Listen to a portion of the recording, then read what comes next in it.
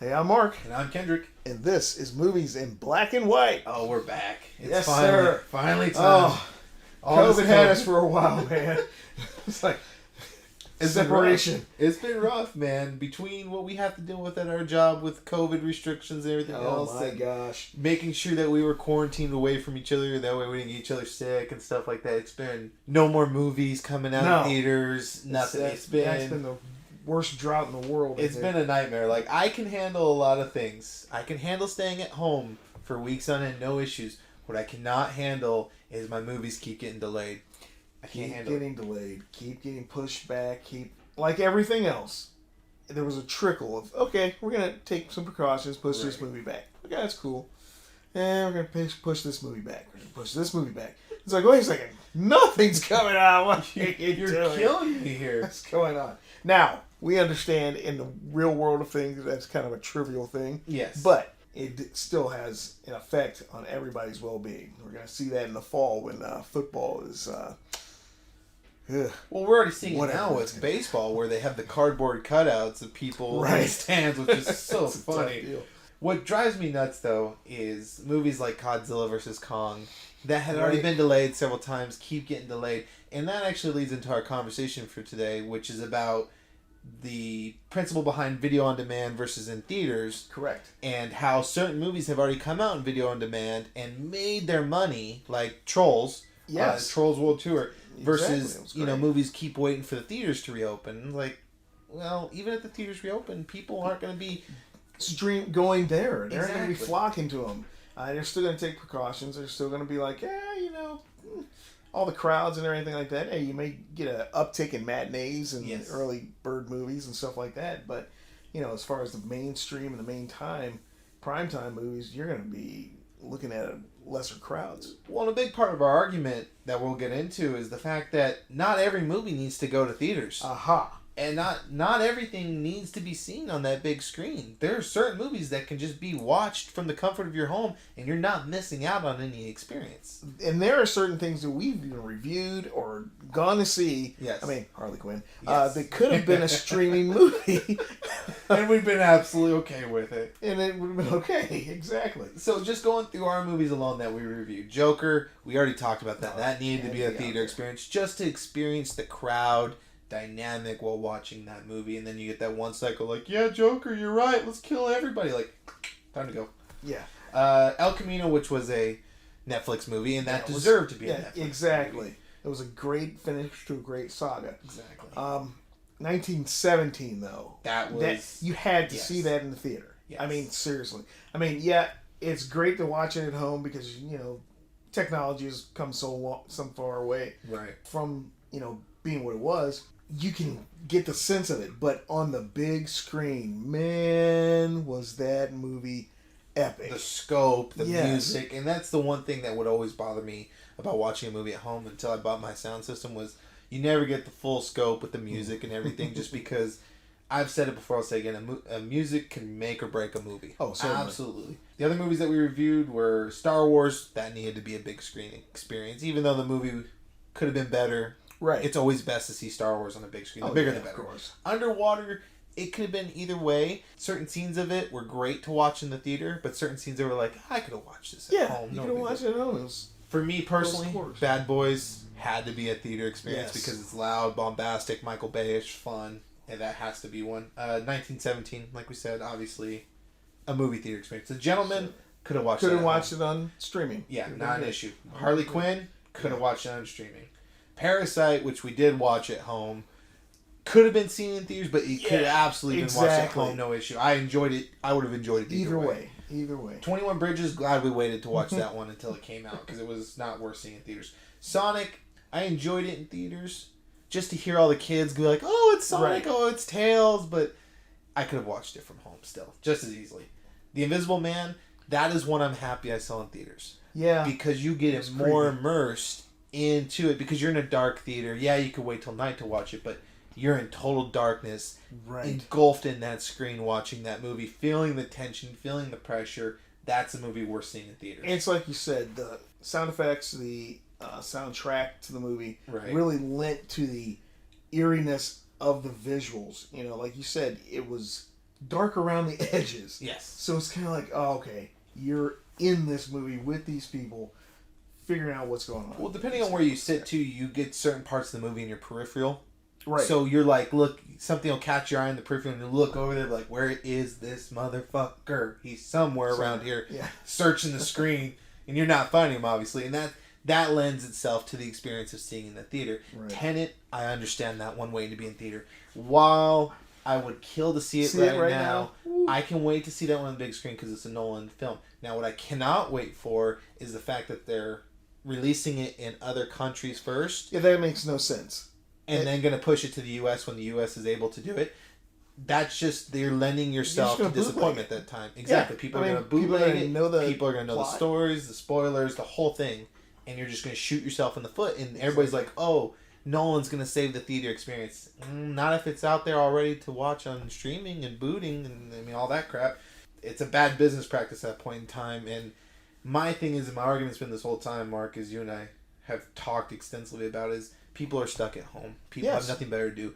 You should give the people what they want and let them watch their movies, have some semblance of their old life back by getting to watch and experience the movies they want. You can charge whatever. You could charge $30 to $40 and people are still going to rent it because it's almost cheaper than going to the theater after tickets, concessions, gas, everything.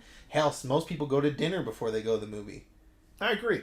And now we're going to see a paradigm shift. I mean, the ability of people to just change gears and start streaming and start having this opportunity at home to watch things has just reached a fever pitch. I mean, it's going to increase even more. I think it's going to really change the way in the future that we watch movies. Right. Because, the theater was a great experience. But, like you said, hey, you're dropping $60, $70. Depending on how many people are going. Exactly. And depending... If you're taking your whole family you're $100 plus. You're $100 plus. Exactly. And you're, like you said, you're going out to eat, you're doing different things.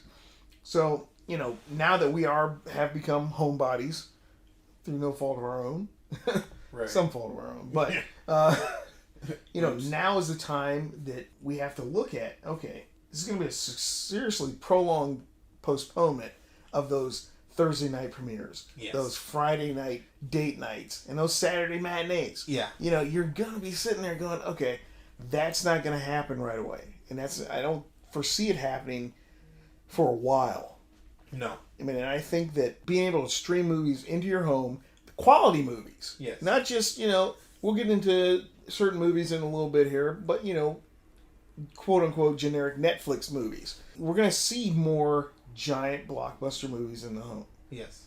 I mean, it's going to happen. And the argument that you and I always go back and forth on is, what is theater worthy?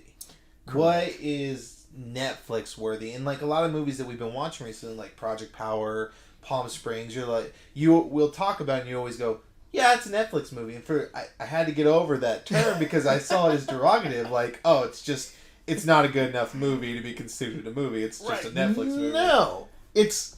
Now, there are some things with Netflix movies that you can tell, or, any other streaming service movies that you can tell. It's like, okay, Project Power, for instance. Great movie, great action scenes and everything like that, but had way too much dialogue for something in that vein. Right. I mean, there were times where it's like, okay, you're just stretching this out. Yeah, because number one, you need to watch the budget. Yeah. You need to watch, although these movies are costing some pretty serious. They're getting more and more expensive, and they're starting to become more and more grand in scope. Like Project Power, which will be a review we'll do later. It had its epic moments where it was like, holy crap, this is a made for Netflix movie. Right. It's awesome. Palm Springs was made on a cheap budget. But it was still very well put together. Good concept. Yeah, absolutely. Hilarious. Probably one of the best Groundhog Day type movies. Right. Made since Groundhog Day. Yeah, exactly. I would almost say it was better than Groundhog's Day in my opinion. I know. Cut you deep on that one. Can't hurt the myrrh, but the blasphemy. I know, but I love Palm Springs. I love Andy Samberg. So he cracks me up. He was funny. But a huge thing for us is like what correlates to a theater movie. What correlates to a Netflix type streaming movie? Right. For us, it's anything epic in scope, grandiose, like Godzilla vs. Kong. That needs to be in theaters. Any of the Marvel movies, that should be in theaters. Fast and Furious, stuff like that, where it's better with those surround sound screens in a crowd. Those kind of movies, those are the theater experience. Or if you take a movie like Life of Pi, or you take a movie like 1917, yes, that are just cinematography marvels. I mean, they're just beautiful in scope, beautiful in their visuals.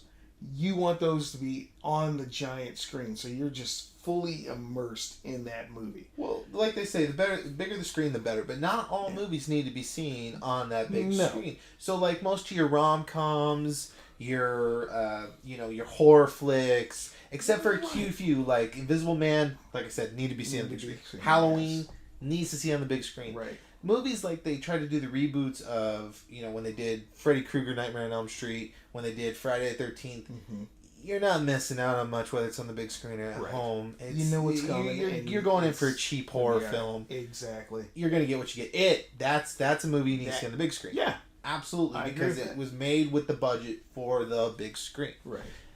Movies like The Gentleman, which are great movies. They're fun. I watched Uncut Gems last night, finally. Oh, yeah.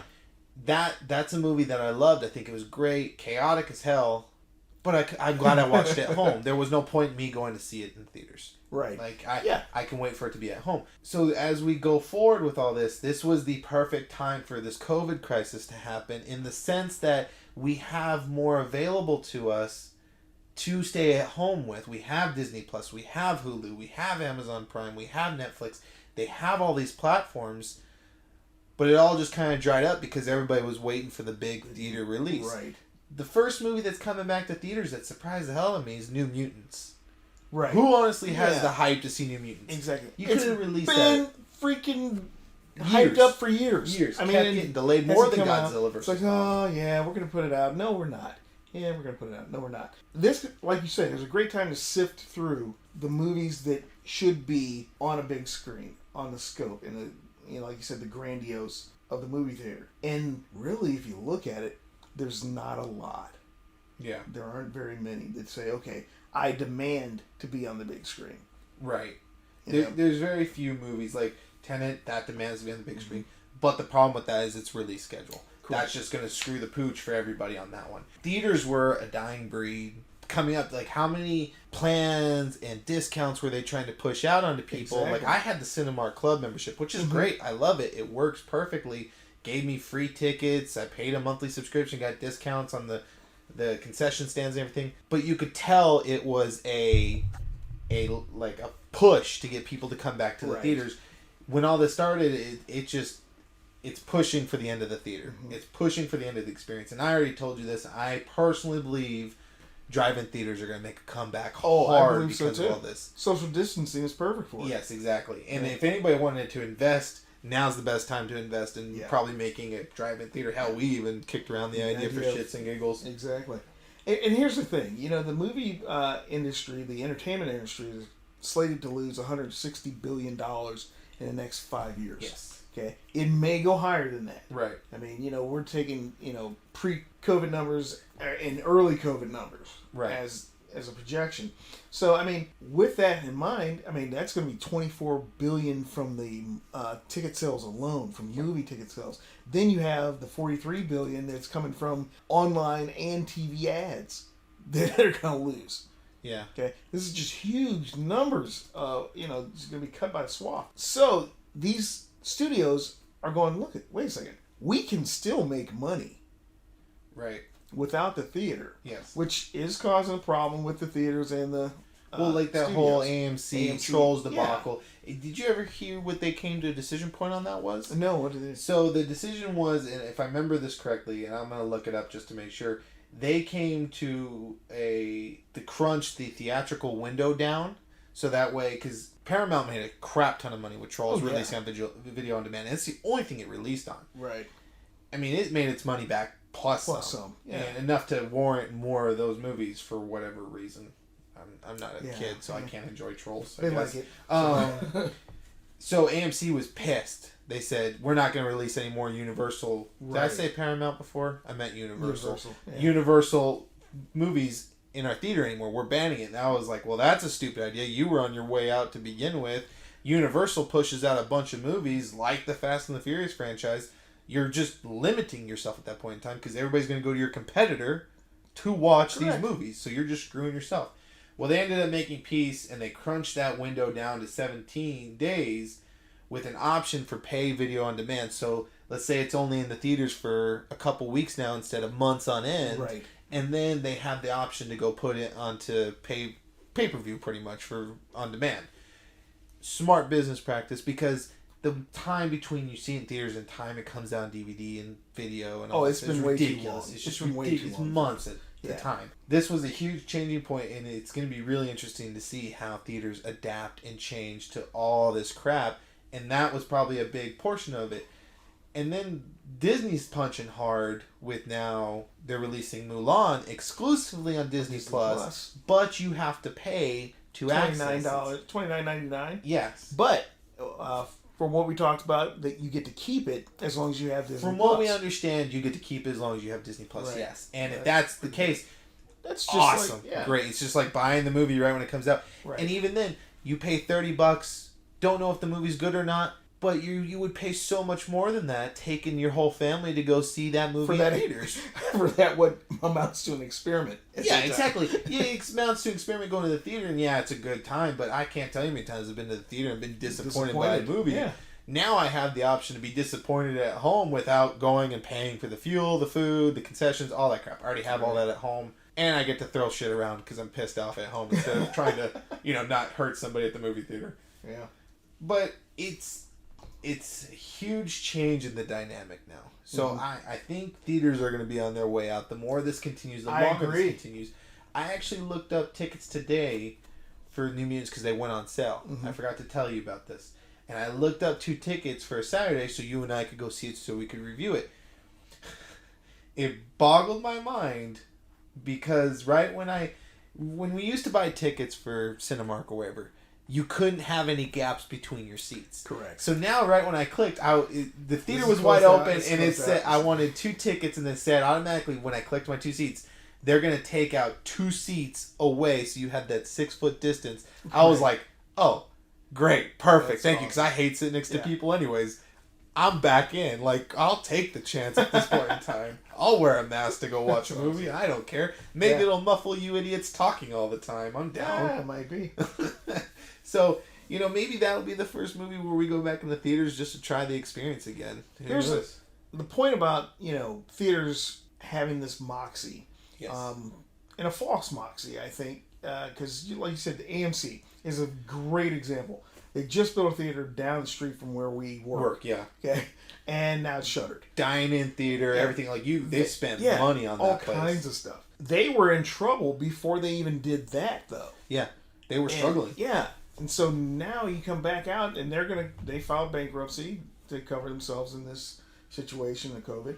But the reason why theaters thought that they were going to do so well again this year is last year they had the best year they've had ever.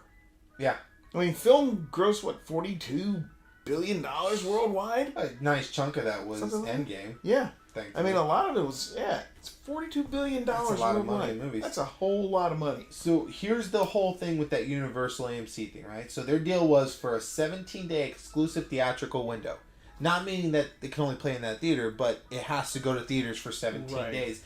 After that, Universal has the option to make titles available on PVOD platforms, so pay video on demand, including AMC theaters on demand, which is smart. So if theaters wanted to go that route, like big names theaters like Cinemark and AMC, they could start their own video on demand thing that says, okay, you can stream to your home, or you can come to the theater, same price. Right. Same price of admission. See, that would be a smart idea. It would be a very smart idea. And I think Disney is making a smart move by releasing... Mulan was obviously... It was going to be hit or miss. Right. The more the trailers come out, I think it's the better it looks. Yeah, absolutely. I agree with you. But that's their good guinea pig to say, okay, we don't know how much longer this crap's going to last. We need to start kicking out some movies because our parks are shut down. Everything's shut down. We need to make some money. Right. Let's try this out. And if it works, and we're going to get more movies released that way, like Black Widow. Give me the Black Widow. I've been waiting. I'll forego seeing that one in the theaters just so I can get my chance. Yeah. I'm that deprived right now for my movie experiences. I mean, like you said, we like to see Marvel movies in the theater. Yes. We like to see them there. But for the chance to see this movie and this chance to see more movies, yeah, bring them straight to streaming. Yes. It's not straight to DVD. Right. This is a whole different situation. People get a little. I think a lot of people has a stigma about going straight from. I mean, Hollywood kind of has this fear and this stigma on going straight from production to streaming and available to your home. Right. Because the straight to DVD, straight to tape market was terrible. Well, it was a platform for shitty movies to come out that had low budgets, and it was just like, this is where you go to die. Right. Yeah. Or make a name for yourself if you're lucky and can pull it off somehow. But the fact that, Netflix and Hulu and all that stuff is so accessible, whether through password sharing or whatever have you, everybody has the chance to go and experience it. Right. And if your big complaint is, well, I like watching on the big screen, don't give me that shit, because I guarantee people watch most of their shit on their phones anyways nowadays. A lot. So you can't tell me that you can't go from watching something on your phone to just go into your 55, 65-inch TV, whatever have you, and not getting a better immersion experience from it than having to go through all this crap to go see it in a theater. Think about this example. I mean, you watch things on YouTube all the time on your phone. Yeah, all the time. All the time. Then you say, okay, I see something good on YouTube. You put it on your big screen at home when you get home. You say, hey, I want to watch this in its full glory. All movie trailers. I do that. Yeah. I mean, remember when the Star Wars trailer came out? We put it on my biggest TV possible. We watched, what was it, a football game? Just so we could watch the damn trailer. Like, we were so hyped to watch it. A lot of things are going on in the movie industry. They say that film industry's lost about $10 to $12 billion already this year. Yes. Okay, and you have to look at what that means for streaming services. From February till now, Netflix has got like 19 million more new users. Yeah. Okay. Disney has gone over almost 60 million subscribers. They're the fastest growing video on demand streaming platform there ever has been. They said they've doubled their viewership since February. Yep. Okay. That's amazing. You're expected to have worldwide like 306 million streamers. A ridiculous amount of people. Subscribers for worldwide. Right. That is an amazing thing. So you think about it, they're expected to raise, I think, 12% in the next 5 years. Yeah. Of streaming. And if they start releasing their big releases sooner on their platform, it's going to skyrocket even higher. Because guess what? All you're doing is saying, here you go. Here's this bait. Yeah. You can come on and get it. We got the goods. Hook, line, and sinker. Exactly. It's like a crackhead keep coming back for more. Make sure my you got that. You got that Black Widow, bro? Yeah, exactly. Come on, bro. Hook me up, man. $30? Shit. That's right. Shit, I'll pay that, man. Look. But yeah, I mean, so this, like I said earlier, is a paradigm shift in what we're going to do in the future. Because, I agree with you wholeheartedly. Theaters are going to be a thing of the past. They're going to be more of a staple. Like, there will still be theaters. There'll still be that chance to go see it, but they're going to be very few. Kind of like the drive-in theater. There'll be niche theaters. Yes. More. Yes. Like, we talk about Flicks or Alamo, things like that. Places where you get to go in, have a dining experience, and have that experience yes. will stay. But big chain ones like AMC and Cinemark, you're going to lose a... Because there's a Cinemark in almost every town that we go to here in Texas. Heck yeah. Guarantee it's going to be cut in half by the end of next year, and maybe even more so after that, depending on how much longer this crap goes on for. Yeah.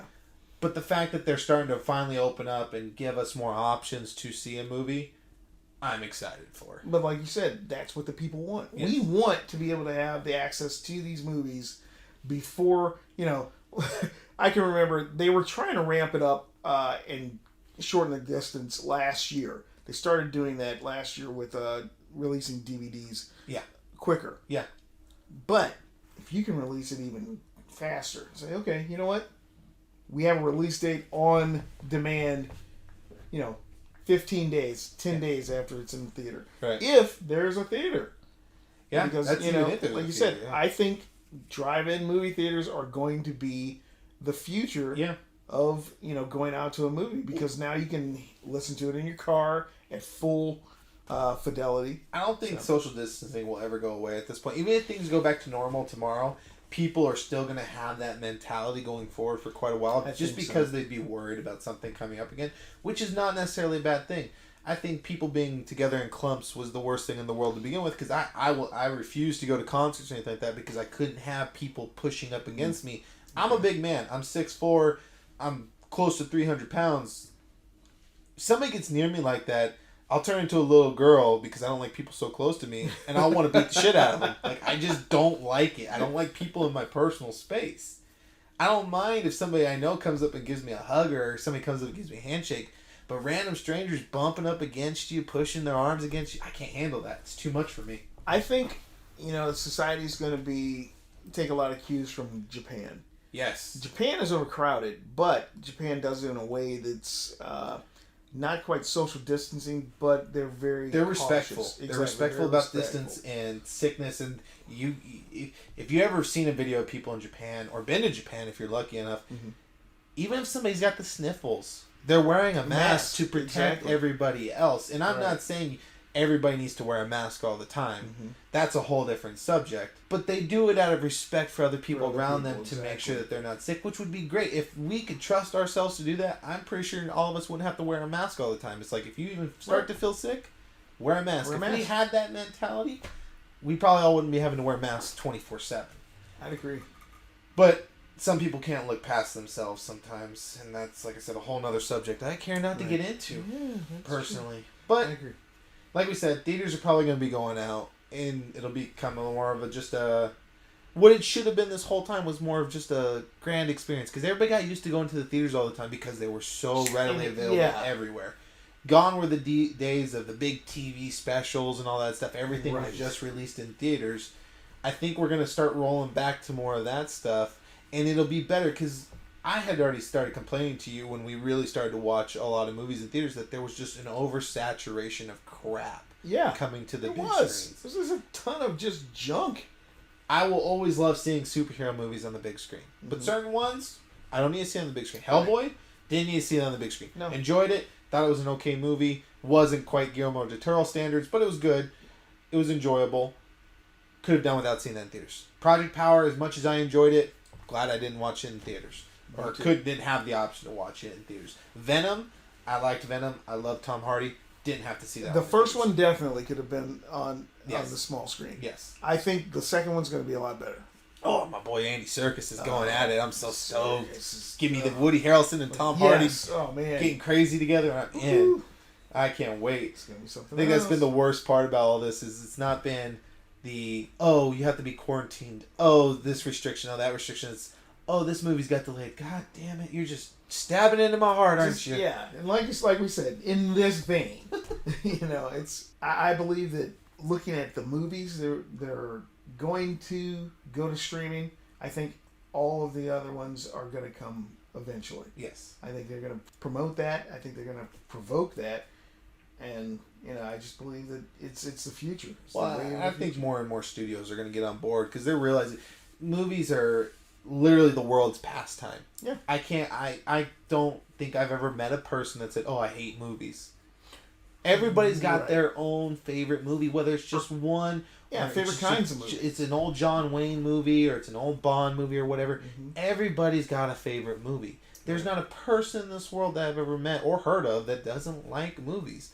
So studios are going to understand sooner or later, like, if we want to keep our audience, if we want to keep this going and make people happy the way we used to, we need to start coming up with the alternatives here. Yeah. And they're finally starting to hit that point. Thank God. It only took 4 or 5 months. Yeah.